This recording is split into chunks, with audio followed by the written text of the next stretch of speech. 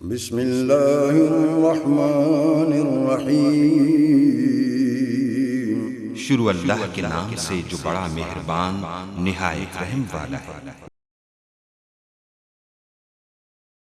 ان رب کو پیارے رب راضی ہے ناتے، ان رب کو پیارے رب راضی ہے ناتے، ایویں پیر چوم دے اسی اللہ والیاں دے، ان رب کو پیارے رب راضی ہے ناتے، ایویں پیر چوم دے اسی اللہ والیاں دے، ان رب کو پیارے خالق دی کل خدائی اے اناد بادشاہی، خالق دی کل خدائی اے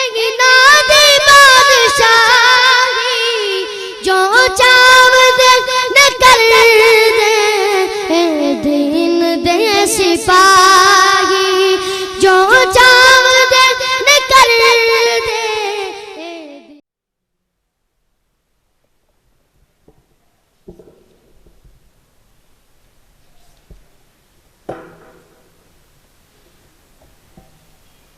الحمدللہ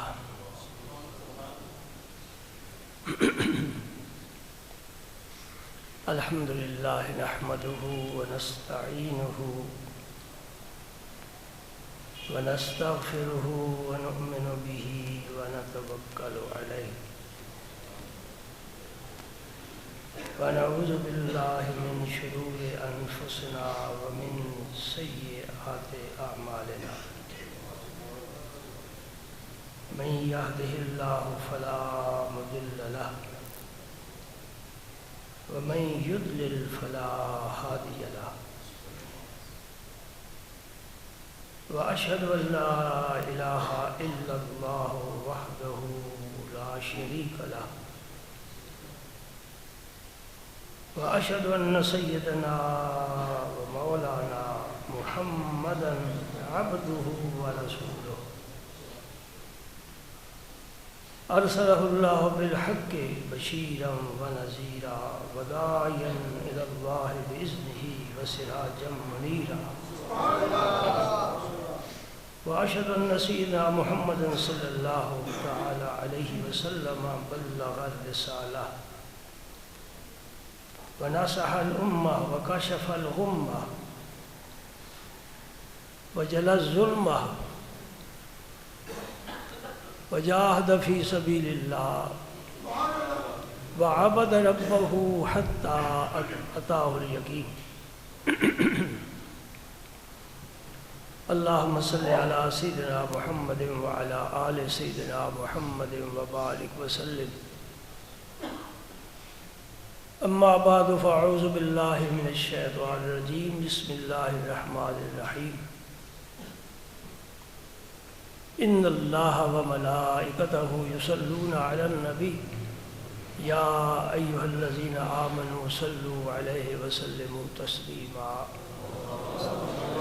اللهم صل وسلم على رسولك الكريم وآله الطاهرين، رب اغفر وارحم وأنت خير الراحمين، اللهم صل وسلم على رسولك الكريم وآله الطاهرين، اللهم صل وسلم على رسولك الكريم وآله الطاهرين، رب اغفر وارحم وأنت خير الراحمين۔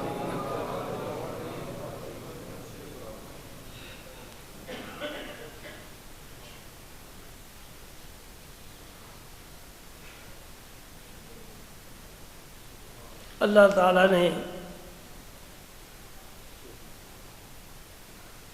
بنی آدم پر بڑا احسان فرمایا،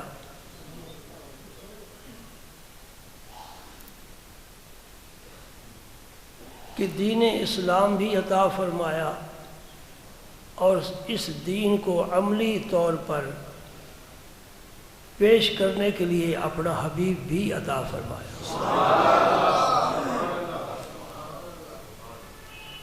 صرف قرآن پاک آ جاتا ہماری کشتی کبھی کنارے نہ لگتی، صرف قرآن پاک ہوتا ہماری کشتی کبھی کنارے نہ لگتی۔ اللہ کا حبیب تشریف لایا، اس نے قرآن پاک پر عمل کر کے دکھایا، یہ دین ہے، یہ اسلام ہے۔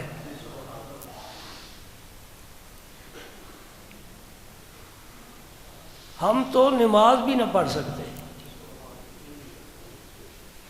اقیم الصلاۃ رب نے فرما دیا نماز قائم کرو، ہم کیسے قائم کرتے؟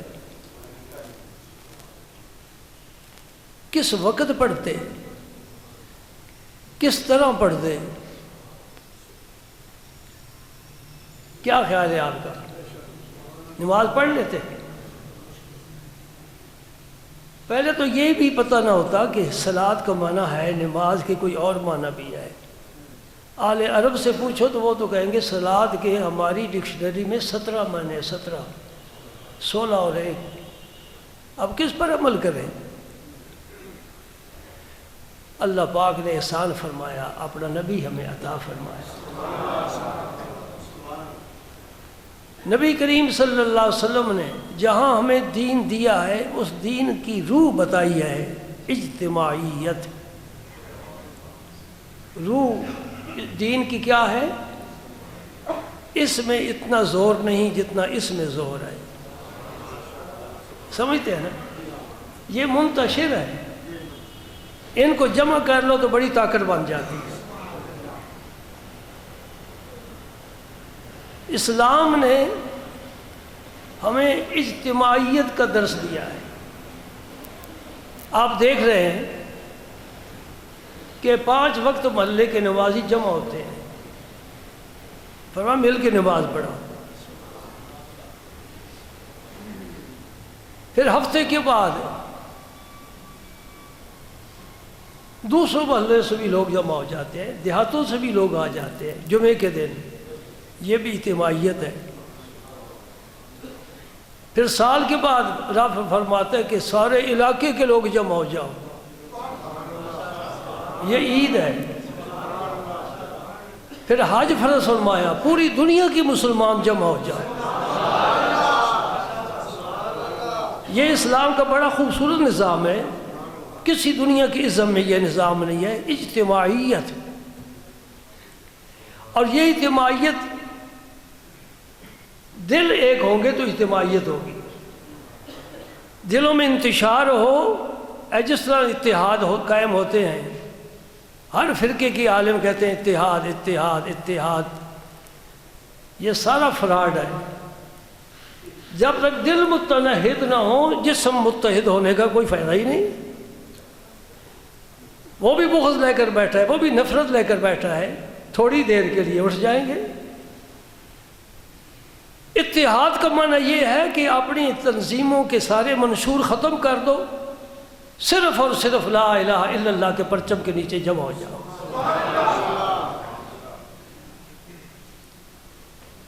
اللہ تعالیٰ ارشاد فرماتے ہیں وَاذْكُرُوا نِعْمَةَ اللَّهِ عَلَيْكُمْ إِذْ كُنْتُمْ أَعْدَاءً فَأَلَّفَ بَيْنَ قُلُوبِكُمْ فَأَصْبَحْتُمْ بِنِعْمَتِهِ إِخْوَانًا۔ سبحان اللہ۔ اللہ پاک فرماتے اس میری نعمت کو یاد کرو، وَاذْكُرُوا نِعْمَةَ اللَّهِ عَلَيْكُمْ، جو اللہ نے تم پر فرمائی۔ وہ کون سی نعمت ہے؟ لَقَدْ مَنَّ اللَّهُ عَلَى الْمُؤْمِنِينَ إِذْ بَعَثَ فِيهِمْ رَسُولًا۔ میں نے تمہیں یہ سب سے بڑی نعمت دے دی ہے کہ ساری نعمتیں اس کے زیر سایہ ہیں۔ یہ نہ ہوتا قرآن نہ ہوتا، یہ نہ ہوتا اسلام نہ ہوتا، یہ نہ ہوتا ایمان نہ ہوتا، یہ نہ ہوتا آسمان و زمین نہ ہوتے، یہ نہ ہوتا شمس و قمر نہ ہوتے، یہ نہ ہوتا بحر و بر نہ ہوتے، یہ نہ ہوتا شمس و قمر بحر و بر زیر و زبر خشک و تر، کچھ بھی نہ ہوتا، اس کے آنے سے ساری بہار ہے۔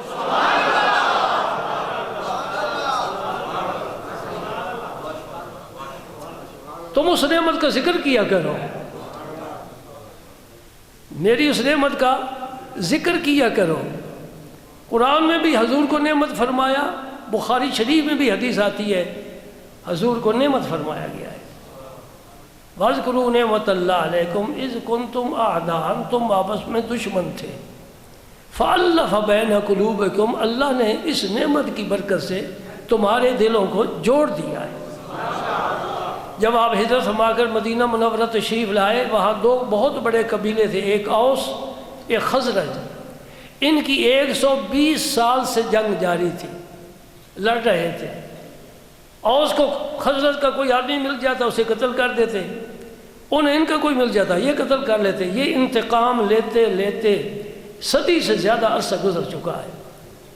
اس لیے اللہ پاک نے فرمایا وَلَكُمْ فِي الْقِصَاصِ حَيَاةٌ يَا أُولِي الْأَلْبَابِ، اگر عقل رکھتے ہو تو مقتول کا قصاص قاتل دے دے، اس میں تمہاری زندگی ہے۔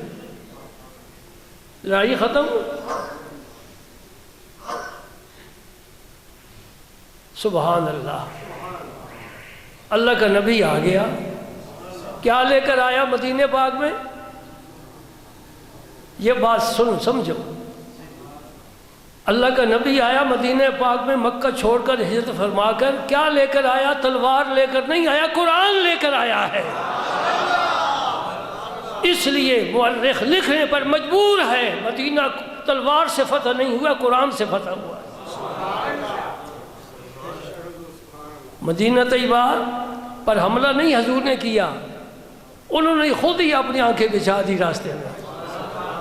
ہم عاد کرتے ہیں ہمارا ساتھ دیں گے، تمہارا ساتھ دیں گے یا رسول اللہ۔ انصار کے 6 افراد نے سب سے پہلے یہ عہد کیا ہے نبی پاک کے ساتھ، مکے کی سرزمین پر بیٹھ کر، آپ ہمارے پاس تشریف لائیں، ہم آپ کا ساتھ دیں گے۔ نبی پاک صلی اللہ علیہ وسلم نے فرمایا تم میرا ساتھ دو گے، میں بھی تمہارا ساتھ دوں گا۔ انصار چلے گئے، ان کی محبت ہمارے سینوں میں ہے، گنبد خزا آج تک موجود ہے اور قیامت تک رہے گا۔ اور جب تک یہ سبز رنگ تمہیں نظر آتا رہے گا، میرے نبی کی وفا کا درس بھی یاد آتا رہے گا، اللہ کے رسول نے کس طرح وفا کی ہے۔ آج ہماری کتابوں میں وفا کا کوئی باب نہیں ہے، کوئی لیکچر نہیں ہے، کالج یونیورسٹی میں وفا کا نام ہی نہیں ہے، لیکن سارا دین قائم ہی وفا پر ہے۔ بات سمجھ رہے ہو؟ حضور نے دونوں قبیلوں کو بھائی بھائی بنا دیا، ایک صف میں کھڑا کر دیا، کندھے سے کندھا ملا دیا، ان کے رشتے ہو گئے۔ یہ کس کا کرم ہے؟ تاجدار مدینہ کا۔ اللہ پاک وہی یاد دلا رہا ہے وَاذْكُرُوا نِعْمَةَ اللَّهِ عَلَيْكُمْ إِذْ كُنْتُمْ أَعْدَاءً فَأَلَّفَ بَيْنَ قُلُوبِكُمْ فَأَصْبَحْتُمْ بِنِعْمَتِهِ إِخْوَانًا، پھر تو تم بھائی بھائی بن گئے۔ اور سورہ حجرات میں فرمایا إِنَّمَا الْمُؤْمِنُونَ إِخْوَةٌ، پوری دنیا کے کلمہ پڑھنے والے کسی رنگ سے تعلق ہو، کسی نسل سے تعلق ہو، کسی علاقے سے تعلق ہو، کیا ہے؟ آپس میں بھائی بھائی ہے، بھائی بھائی۔ حضور نے جسم کے ساتھ تشبیہ دی ہے، پوری امت مسلمہ ایک جسم واحد، جسم واحد کی طرح ہے۔ اگر پاؤں میں کانٹا چبھ جائے سارا جسم بے چین ہو جاتا ہے، آنکھ میں چھوٹا سا بال آ جائے سارا جسم بے چین ہو جاتا ہے۔ فرمایا اگر تمہاری زندگی ہے اجتماعی امت مسلمہ کی، اور تمہارے اندر حص ہے، مفلوج نہیں ہو گئی، تو پھر دنیا کے کسی کونے پر، کسی مسلمان پر کسی رنگ میں زیادتی کی جائے، پوری امت کو بے چین اور پریشان ہو جانا چاہیے اور اس کی مدد کرنی چاہیے۔ لیکن افسوس خیر القرون کے بعد یہ ذوق ختم ہو گیا۔ 3 زمانے حضور نے فرمایا سب سے افضل ہے، ایک صحابہ کا، تابعین کا اور تبع تابعین۔ اس کے بعد وہ اسلام کا جوبن نہیں رہا۔ ظاہر ہے جوانی میں کچھ اور رنگ ہوتا ہے، بڑھاپے میں آدمی بالکل اور ہو جاتا ہے۔ اب اسلام بوڑھا ہو گیا، یہ درخت پتے اس کے گر رہے ہیں، یہ چاہتا ہے کہ کربلا والوں کی طرح میری جڑوں میں بھی اپنی گردن کا خون ڈالو تب میں زندہ ہو جاؤں گا۔ ہر زمانے میں مسلمانوں نے خون کی قربانیاں پیش کی ہیں، اور جب تک قوم میں قربانیاں دینے کی عادت رہتی ہے اسلام زندہ اور پائندہ رہتا ہے۔ سبحان اللہ۔ اب دیکھیں جی، ایک میں تمہیں نظارہ دکھا رہا ہوں میدان جہاد کا۔ وہاں جہاد میں کیا ہوتی ہے؟ نفسا نفسی، کوئی کسی کو پوچھتا نہیں ہے، بھئی میری ڈیوٹی ہے، میں نے خود بچنا ہے، کافر کو مارنا ہے، اسلام کو غلبہ نصیب ہو جائے۔ دوستو، میں آپ کا شکوہ کر لوں، اقبال نے بھی شکوہ کیا ہے نا، پھر جواب شکوہ بھی لکھا ہے۔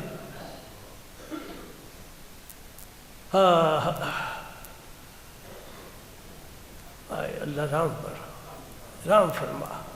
واقعی میں ممبر پر بیٹھ کر اعتراف کر رہا ہوں اللہ کی جناب میں اقرار کر رہا ہوں، معذرت کر رہا ہوں، اے اللہ ہم قصوروار ہیں، ہم قصوروار ہیں، ہمیں وہ پیار نہیں ہے۔ ایک ماں باپ کے دو بیٹے آپس میں کلام نہیں ہے، قطع کلامی ہے۔ یہ اسلام ہے؟ یہی مسلمانی ہے ہماری؟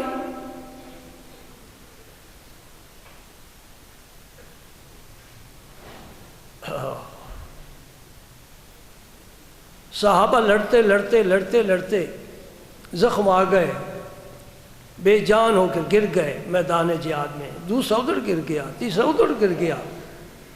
7 صحابہ تھوڑے تھوڑے فاصلے پر گرے پڑے ہیں، اٹھنے کی طاقت نہیں، اور اس وقت پیاس بڑی محسوس ہوتی ہے۔ العطش العطش، سب کہہ رہے ہیں پیاس پیاس۔ پانی پلانے والے بھی میدان میں مشکیزیں بھر کر گھومتے پھرتے ہیں، آواز سنی دوڑ کر گئے، پیالہ بھرا پانی کا، ایک کو پلانے لگے، اس نے دوسری کی آواز سنی العطش، انہوں نے کہا میں نہیں پیتا، اس کو پلا۔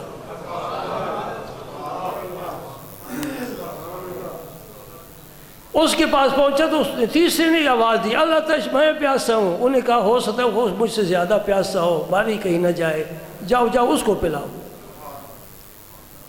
کتابوں نے لکھا ہے کہ پیالہ پانی کا بھرا رہ گیا، 7 کے پاس گئے، کسی نے بھی نہ پیا، وہ بھی شہید، وہ بھی شہید، وہ بھی شہید، پیالہ بچ گیا۔ یہ ہے اسلام، سمجھے؟ آپ یہاں پہنچ سکتے ہیں۔ ایک سورت آپ پڑھتے ہیں،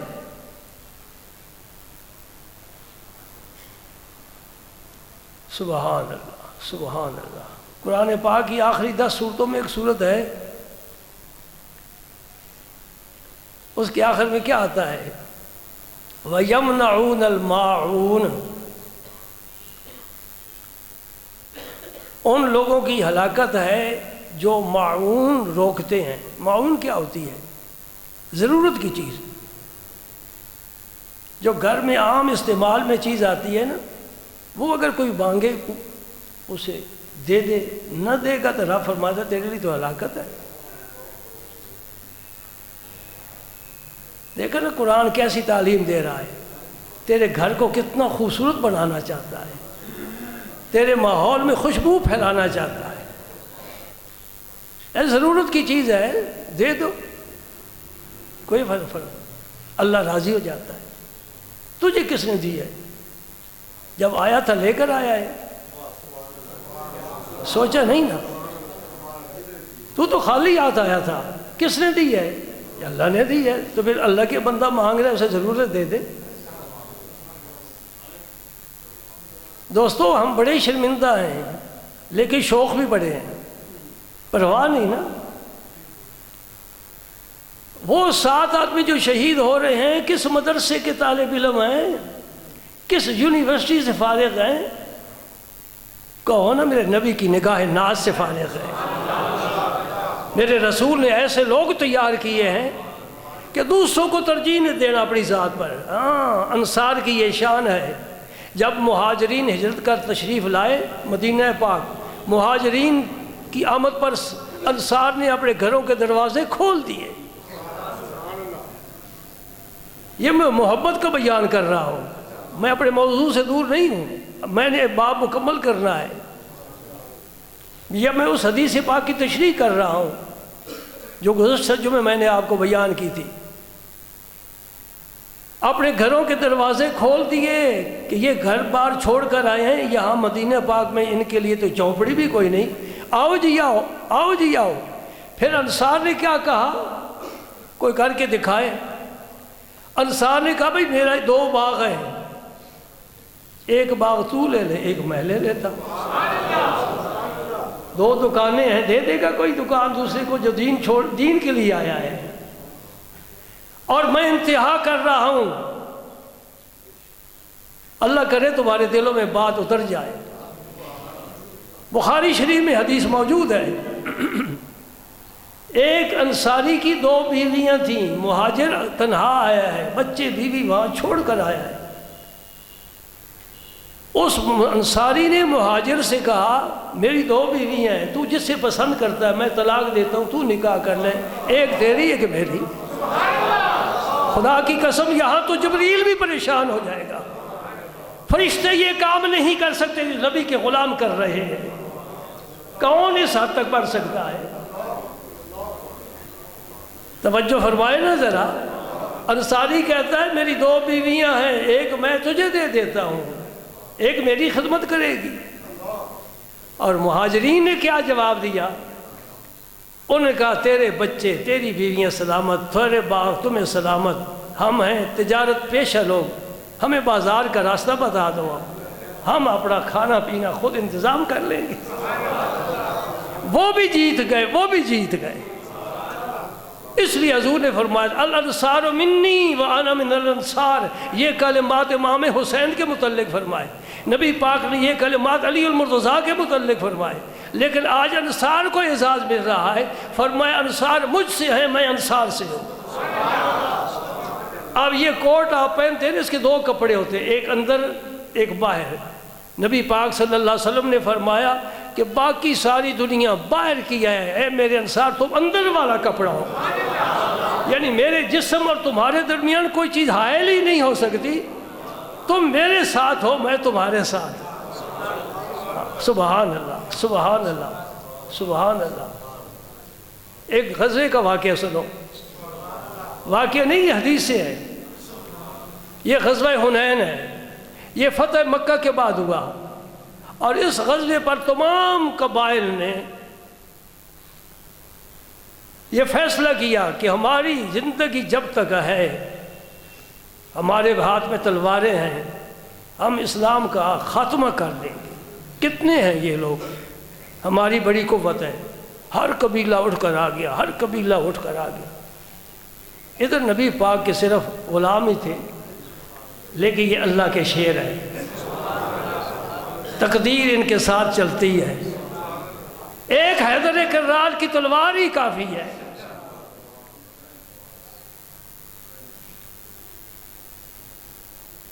نبی کے غلاموں نے مارا، ٹھیک ٹھاک مارا، خوب خبر لی، گردنیں وہ اڑ کر جا رہی ہے۔ کس دھوکے میں ہو تم؟ ایمان کے مقابلے میں ایٹم بم کی کوئی حیثیت نہیں ہے۔ ہمارے پاکستان کے ایٹم بم کے ساتھ اگر ہماری ایمانی قوت ہو جائے، خدا کی قسم سارا ہندوستان فتح ہو جائے، لیکن ہمارے پاس ایمانی قوت نہیں ہے، ہم بزدل ہو چکے ہیں۔ جو قوم شراب پینے کی عادی ہو جاتی ہے، جو سود کھاتی ہے، جو رشوت لیتی ہے، جو آرام طلب ہوتی ہے، گدوں پر بیٹھتی ہے، وہ کبھی بھی جرت نہیں کر سکتی۔ یہ ان شیروں کا کام تھا جو میدانوں میں جا کر لیٹ جایا کرتے تھے۔ جھونپڑی کیا ہے؟ ایک چھوٹی سی جھاڑی ہے، اس کے سائے کے نیچے گرمی میں آرام کر لیا کر، کھجوریں کھا لینا، پانی پی لینا۔ ہماری خدا کے دیکھو، کہتے جی بیماریاں بہت ہو گئی، میں نے کہ بیماری نہ ہو تو صحت کیسے تقسیم ہو؟ ہماری خوراک تو دیکھو کتنی ناقص ہے۔ ہم اتنے ظالم ہیں کہ اپنے بچوں کو بھی اچھی خوراک دینے پر قادر نہیں ہیں۔ میں کئی دفعہ کہتا ہوں کھجور کھاؤ، انجیر کھاؤ، زیتون کھاؤ، رب نے بڑی نعمتیں بنائی ہیں، خواہ مخواہ خود ہی جی گرم مسئلہ اکٹھا کرنا، پتہ نہیں جو چیزیں ہم ملا رہی ہیں ان کے مزاج کیا ہیں۔ نبی پاک صلی اللہ علیہ وسلم کے متعلق، آپ کی خوراک کے متعلق حدیثوں میں بڑی تفصیل آتی ہے کہ حضور نے اگر تربوز کھایا ہے کس چیز کے ساتھ کھایا ہے؟ ایک چیز کی تاثیر گرم ہے، ایک ہی سرد ہے، ان کو ملا لو تو اعتدال پیدا ہو جاتا ہے۔ یہ دیکھا نہیں رب نے انڈا کیسا پیدا فرمایا؟ باہر سفیدی کا خول ہے، اندر زردی کا مزاج گرم ہے، سفیدی کا مزاج سرد ہے، جب تم ملا لیتے ہو تو اس میں اعتدال پیدا ہو جاتا ہے، صحت کے لیے مفید ہے۔ اب میں رب کی قدرتیں اگر بیان کرنے لگ جاؤں تو مجھے تو بڑا وقت چاہیے۔ ایک انڈے کیوں دیکھ لے، میرے رب کی شان تجھے نظر آئے۔ یہ کس نے اندر تیری غذا کے لیے محفوظ زردی رکھی ہے؟ کس نے اس کو سفیدی کا خول چڑھایا ہے؟ پھر اس کے اوپر بڑا باریک پردہ ہوتا ہے، پھر اس کے اوپر بڑا سخت قسم کا خول ہوتا ہے۔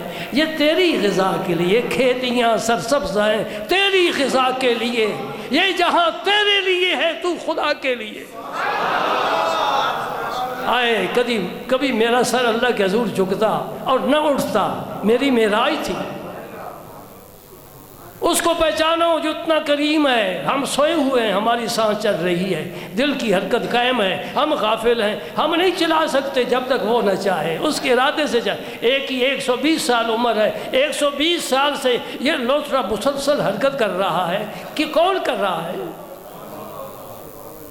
کبھی سوچا ہے؟ اس لوتھڑے، گوشت کے لوتھڑے کی حرکت پر ہماری زندگی کی دار و مدار ہے، کون چلا رہا ہے؟ نوح علیہ السلام کی عمر مبارک 900 سال ہوئی ہے۔ فرعون کو دیکھو، دشمن خدا ہے، نبی کا دشمن ہے، 400 سال عمر ہوئی ہے، ایک سیکنڈ کے لیے بھی یہ حرکت بند نہیں ہوئی، سر کو درد نہیں ہوا۔ غزوہ حسین میں بڑی خوب لڑائی ہوئی، جنگ ہوئی، جہاد ہوا، صحابہ نے مار مار کر بھگا دیا، جو بچ گئے بھاگ گئے، جو مال تھا چھوڑ گئے، اونٹ بکریاں بیوی بچے سب کچھ چھوڑ گئے۔ سبحان اللہ، میدان خالی ہو گیا، نبی کا پرچم بلند ہو گیا۔ نبی کا پرچم بلند ہے، ہمیشہ بلند ہے، اس میں ہمارا کچھ کمال نہیں۔ اگر تھوڑی سی ہم بھی خدمت کر لیں تو ہم بھی نیک لوگوں میں بھی شامل ہو جائیں نا۔ سمجھ رہے ہیں میری بات؟ نبی پاک صلی اللہ علیہ وسلم نے فرمایا یہ سارا مال غنیمت اکٹھا کرو، یہ وادی اونٹوں سے بھر گئی، وہ وادی بکریوں سے بھر گئی، وہ وادی بھیڑوں سے بھر گئی، ادھر سونے کا ڈھیر ہے، ادھر لونڈیاں ہیں، یہ وہاں سے لونڈیاں آتی ہیں جہاد میں۔ اب جہاد ختم، حضور کے ساتھ مکے کے کافر بھی آئے تھے، حضور کے ساتھ دوسری فوج سے لڑنے کے لیے، حضور کے سپاہی بن کر، کافر تھے، انہیں طلقاء کہتے ہیں۔ یہ حضور کے اخلاق کے پروردہ تھے، انہیں چاہیے تھا مکہ فتح ہوا ان کی سرگردنیں اڑا دی جاتی، انہوں نے اسلام کی مخالفت کی ہے، لیکن نبی پاک نے کعبے کے دروازے میں کھڑے ہو کر یوں ہاتھ رکھ کے فرمایا لا تثریب علیکم الیوم انتم الطلقاء۔ اے بتوں کے پوجا کرنے والے، اے اللہ کے نبی کو ستانے والے، اے اسلام کے راستے میں رکاوٹیں ڈالنے والے، آج میں تمہیں آزاد کرتا ہوں، کوئی تمہیں سزا نہیں دی جائے گی۔ اس خلق کا یہ فائدہ ہوا جب حضور جہاد کے لیے تیار ہوئے، وہ بھی حاضر، حضور ہمیں بھی اجازت فرمائے، ہم بھی آپ کے ساتھ فرمائے، تم بھی ساتھ چلو۔ اسلام تلوار سے نہیں پھیلا، اسلام نبی کی اخلاق سے پھیلا ہے۔ قربان جاؤں اس نبی کی ذات پر جس کے خلق کی تعریف رب قرآن میں فرماتا ہے وَإِنَّكَ لَعَلَىٰ خُلُقٍ عَظِيمٍ۔ اس دنیا کو رب نے کیا فرمایا؟ قُلْ مَتَاعُ الدُّنْيَا قَلِيلٌ، یہ ساری دنیا کا ساز و سامان تھوڑا ہے، اور نبی کے اخلاق کو فرمایا عظیم۔ اور اللہ جسے عظیم کہہ دے اس کی عظمت کا کون اندازہ لگا سکتا ہے نا؟ سبحان اللہ۔ نبی پاک صلی اللہ علیہ وسلم نے چاہا کہ یہ جو مسلمان نہیں ہے نا، ان کی دل جوئی کی جائے، اپنے تو اپنے ہیں، اب کوئی بھی چیز تقسیم کرنے لگے نا تو ہم اپنوں کو نہیں پہلے دیتے کہ یہ تو اپنے ہیں نا، ان کو بعد میں مل کر کھائیں گے، یہ جو باقی ان کو دے دو۔ یہ بڑا پیارا اصول ہے۔ سرکار نے بھی وہ مال غنیمت، وہ طلقاء جو تھے نا مکے سے آئے ہوئے، وہ صحابی تو نہیں تھے نا، ان کی تالیف قلب کے لیے بلکہ اگر پڑھیں نا آپ مصرف زکوٰۃ کا، انما الصدقات للفقراء والمساکین، اس میں والمؤلفۃ قلوبہم بھی ہے، یعنی ان کے دلوں کو اپنی طرف مائل کرنے کے لیے انہیں کچھ دو تاکہ یہ آپ کے دین کی طرف مائل ہو جائیں۔ نبی کریم صلی اللہ علیہ وسلم نے ان طلقاء کو خوب خوب دیا۔ یہ اونٹوں کی بات ہے، سب تم اونٹ رہ جاؤ، یہ سب بکریاں تم رہ جاؤ۔ صحابہ کرام کہتے ہیں حضور کی سخاوت ساری زندگی دیکھی، لیکن اس دن آپ کی سخاوت میں نقطہ عروج پر تھی، اور یوں حضور دیتے تھے کہ کپڑا جھاڑ کر آپ اٹھ جاتے تھے، یہ نہیں بھائی یہ ذرا میرے گھر بھی پہنچا دینا، ایسا میرے نبی کا طریقہ نہیں تھا۔ تو انصار دیکھ رہے تھے کہ ہم کہاں سے چل کر آئے ہیں، مدینہ پاک سے، اتنا دور دراز کا سفر کیا ہے، حضور کے ساتھ ہی کیا تو ہے، اور ہماری تلواروں سے خون ابھی تک ٹپک رہا ہے، ہمارے بھی کئی آدمی شہید ہو گئے ہیں۔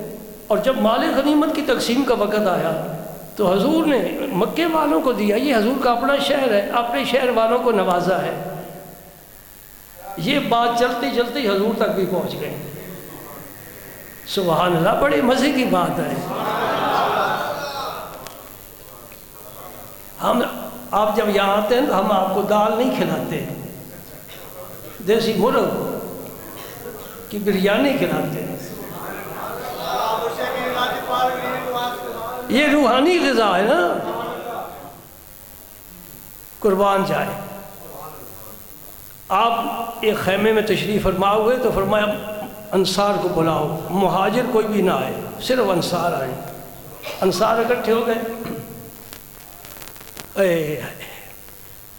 یہ بات جو میں نے ابھی کی ہے نا، یہ انصار کے نوجوانوں نے انہوں نے کی ہے، جو بڑے تھے نا بزرگ، انہوں نے یہ بات نہیں کی، وہ تو غلام تھے، یہ ابھی کچے تھے، تو ان کی نظر مال غنیمت پر تھی کہ ہم بھی اونٹ بکریاں لے جائیں۔ نبی پاک صلی اللہ علیہ وسلم نے فرمایا کہ مجھے یہ خبر پہنچی ہے کہ میں نے اپنے شہر والوں کو نوازا ہے، انصار کو کچھ نہیں دیا، کہ انصار کی خدمات بہت زیادہ ہیں، انہوں نے میرے ساتھ بڑی وفا کی ہے، بڑی خدمت کی ہے دین کی، لیکن مجھے یہ تو بتاؤ میرے آنے سے پہلے تم گمراہ نہیں تھے کیا؟ کس نبض پر ہاتھ رکھا ہے؟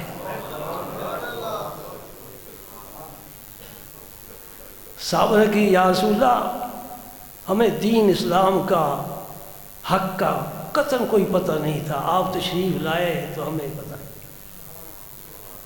اس طرح حضور نے ان سے گفتگو فرمائی، پھر آپ نے دوسرا صفحہ الٹ دیا، فرمایا تم اگر کہنا چاہو تو کہہ سکتے ہو، حق بجانب ہو، کہ جب تو مکے سے ہجرت کر کے آیا تھا ہم نے تیرے لیے دروازے کھول دیے تھے۔ حضور نے ان کی خدمات کا بھی ذکر فرمایا، تمہاری بھی خدمات ہے۔ حدیث میں نے پڑھا ہے کہ انصار اتنا روئے سفید ریش مبارک کے آنسو داڑھیوں سے نیچے گر رہے تھے، ہاتھ باندھ کر معافی مانگ رہے تھے، یا رسول اللہ آپ کا یہ ہم پر احسان ہے، آپ کا یہ احسان ہے، ہم نے کچھ بھی نہیں کیا، تو ہم معافی مانگتے ہیں، یہ باتیں ہم نے نہیں کی ہیں، بچوں نے کی ہے، ان کی طرف سے معافی مانگتے ہیں۔ آخری بات سنو اور اسی پر نظر رکھو، اب نتیجہ نکل رہا ہے۔ انصار کی توجہ دلا رہے میرا نبی، فرمایا اے انصار کیا تم اس بات سے خوش نہیں ہو کہ یہ مکے والے گھروں میں جائیں اونٹ لے کر، کوئی جائے بکریاں لے کر، کوئی جائے لوڈیاں لے کر، کوئی جائے سونا چاندی لے کر، اور تم جب پلٹو مدینہ پاک تو محمد پاک کو لے کر جاؤ۔ اللہم صلی وسلم علی رسولک الکریم۔ سبحان اللہ۔ فرمایا تم جب جاؤ گے اللہ کے رسول کو لے کر جاؤ گے، صحابہ نے عرض کی رضینا باللہ ربا وبالاسلام دینا وبمحمد نبیا، ہم راضی ہو گئے، اسلام ہمارا دین ہے، اللہ ہمارا رب ہے، محمد پاک ہمارے رسول ہے، ہمیں کسی چیز کی کمی نہیں، میرے مصطفیٰ نے ان کو رنگ دیا ہے۔ سبحان اللہ۔ یہ کلمات یاد رکھنا دوستو۔ فرمایا مکے والے جائیں اونٹ لے کر، بکریاں لے کر، بھیڑیں لے کر، سونا چاندی لے کر، لونڈی غلام لے کر، اور تم جب جاؤ چلو اونٹ نہ صحیح، بکریاں نہ صحیح، اللہ کا حبیب تو تمہارے ساتھ ہے۔ سبحان اللہ۔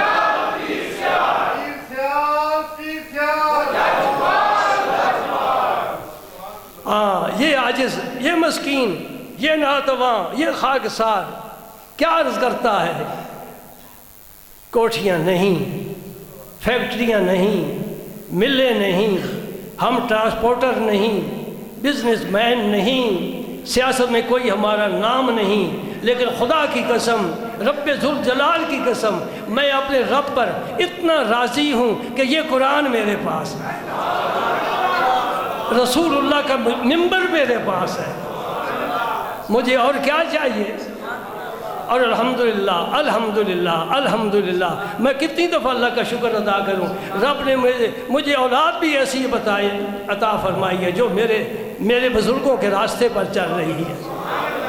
الحمدللہ الحمدللہ۔ ہم مانگے تجھ سے اے اللہ، اور کیا مانگے؟ ایک حدیث پاک بیان کرتا ہوں پھر اجازت چاہوں گا۔ بڑی پیاری حدیث ہے، کون سی پیاری نہیں؟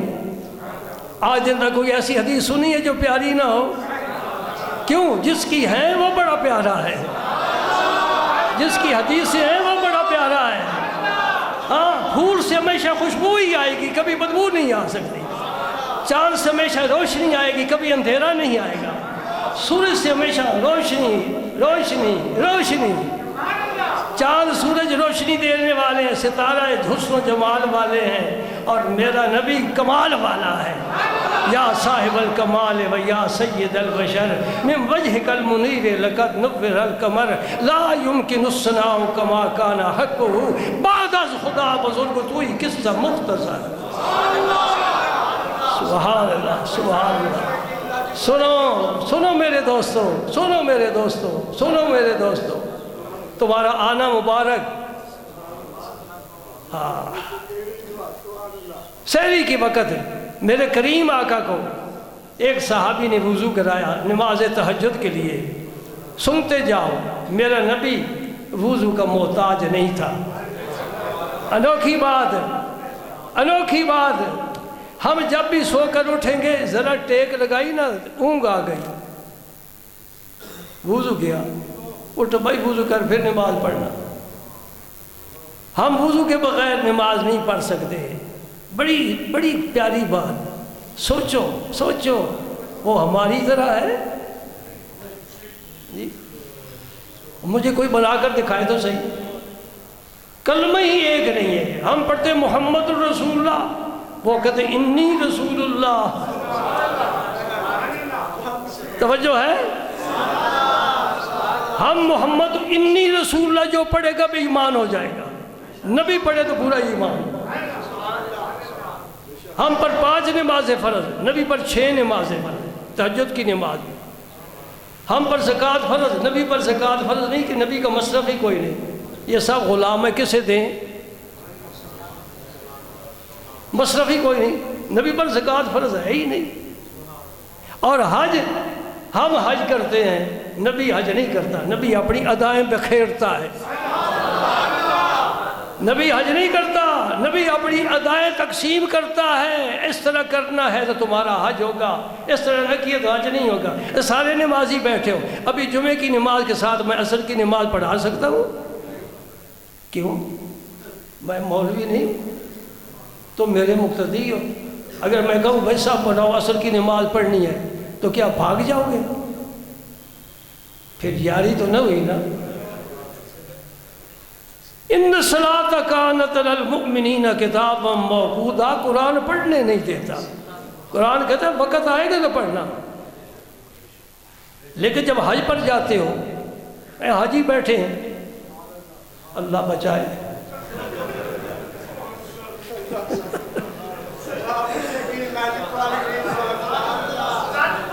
سبحان اللہ، سبحان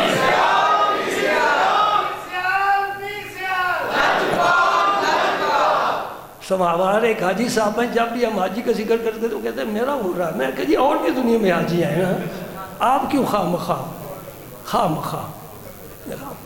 سبحان اللہ۔ جب حاجی حج پر جاتے ہیں اور سب سے بڑا رکن کہاں ادا ہوتا ہے؟ عرفات میں۔ عرفات ہی حج ہے۔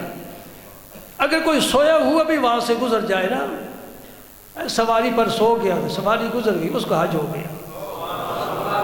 اور کہتے ہیں حج پڑھنا شڑنا حج کوئی نہیں ہوتا۔ عرفات میں حاضر ہونا، قیام کرنا، یہ بعد کی باتیں، دعائیں مانگنا، توبہ کرنی، یہ ساری باتیں شامل۔ اصل قیام کرنا، عرفات کے میدان میں 9 ذی الحج کو پہنچنا، یہی حج ہے۔ اللہ اکبر۔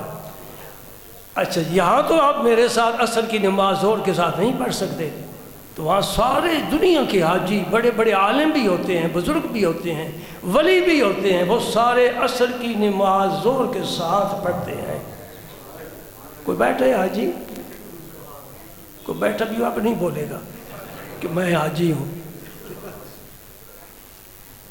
عصر کا وقت نہیں ہوا، زور کے ساتھ ہی عصر نماز پڑھنی ہے، زور کی سنتیں نہیں پڑھنی، زور کے فوراً بعد عصر کی نماز۔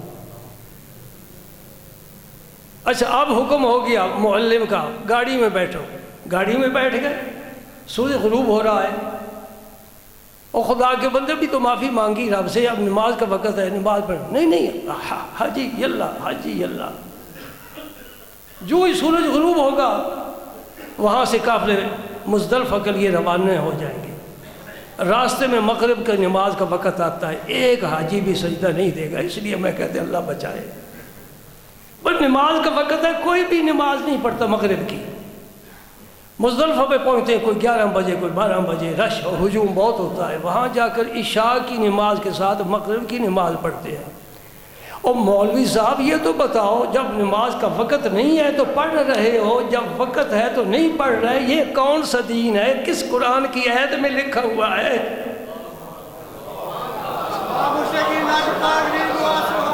یہی ھدی للمتقین ہے نا قرآن ہی، یہ تو نہیں کہہ رہا۔ وہ تو کہتا ہے وقت ہو تو نماز پڑھو، وقت ہے تو ہم نہیں پڑھ رہے، وقت نہیں ہے تو پڑھ رہے ہیں۔ اللہ سے جنگ کرنے کے لیے حاجی اکٹھے ہوئے، نہیں جی مولوی صاحب آج ذرا قرآن پاک کو نا چوم کر ایک جگہ رکھ دو، آج نبی کی سنت کو سامنے رکھ دو۔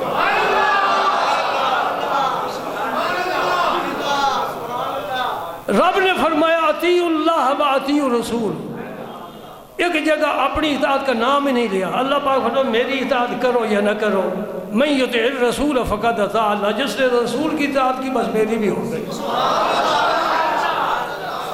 سبحان اللہ، کیا شان ہے یار اس کریم آقا کی، کتنی بلندیوں پر رب نے ان کو بٹھایا ہے۔